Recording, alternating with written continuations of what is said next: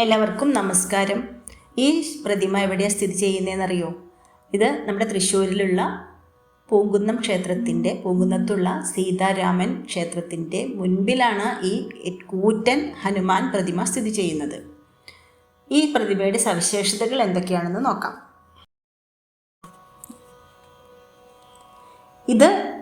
ഈ പ്രതിമയുടെ ശില്പി എന്ന് പറയുന്നത് ശ്രീ വി സുബ്രഹ്മണ്യം ആചാര്യലു.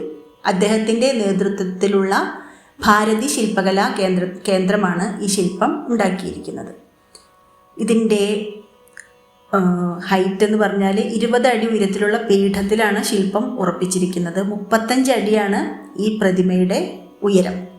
അത് 20 അടി ഉയരത്തിലുള്ള ഒരു പീഠത്തിലാണ് വെച്ചിരിക്കുന്നത്. പിന്നെ ഇത് ശില്പം സാധാരണ കല്ല് പൊട്ടിച്ച് കൊണ്ടുവന്നിട്ടാണ് ശില്പം ഉണ്ടാക്കുന്നത്. എന്നാൽ ഇവിടെ ഇത്രയും വലിയൊരു ശില്പം ഉണ്ടാക്കി കൊണ്ടുവരാനുള്ള ബുദ്ധിമുട്ട് ഒഴിവാക്കുന്നതിന് വേണ്ടി പ്രത്യേകമായ അല്ലഗഡി എന്ന സ്ഥലത്ത് പോയിട്ട് പ്രത്യേകം കല്ലുകൾ പരിശോധിച്ച് അവിടെ തന്നെ വെച്ച് ആ ശില്പം കൊത്തിയെടുത്ത് വലിയ ട്രെയിലറിലാണ് അത് തൃശ്ശൂരിലേക്ക് കൊണ്ടുവന്നത്. ദക്ഷിണേന്ത്യയിലെ തന്നെ ഏറ്റവും വലിയ ഹനുമാൻ പ്രതിമ ഇത് ഒറ്റക്കല്ലിലാണ് നിർമ്മിച്ചിരിക്കുന്നത്.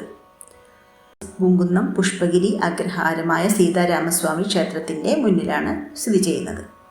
അത് ആന്ധ്രാപ്രദേശിലെ നന്ദ്യാൽ അല്ലഗഡ എന്ന സ്ഥലത്തുള്ള ഒരു കല്ലിൽ ഉണ്ടാക്കി ആ ഒറ്റക്കൽ പ്രതിമ 2-3 ട്രെയിലർ കൂട്ടിച്ചേർത്ത് ബാംഗ്ലൂർ വഴിയാണ് തൃശ്ശൂർക്ക് എത്തിയത്.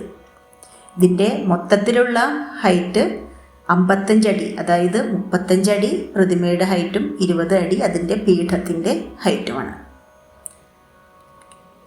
ഇതിൻ്റെ രൂപകൽപ്പന ചെയ്തിരിക്കുന്നത് ഈ ഹനുമാൻ പ്രതിമ ഇടതു കൈയിൽ ഗദ കാലിനോട് ചേർത്ത് പിടിച്ച് വലത് കൈകൊണ്ട് അനുഗ്രഹിച്ച് നിൽക്കുന്ന ഒരു പ്രതിമയാണിത്.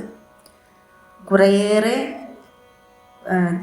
കല്ലുകൾ തിരിഞ്ഞ് പിടിച്ചിട്ടാണ് ഈ ഒരു പ്രതിമയ്ക്ക് യോജിച്ച ഒരു പാറ കണ്ടെത്തിയത് എന്നാണ് പറയുന്നത്.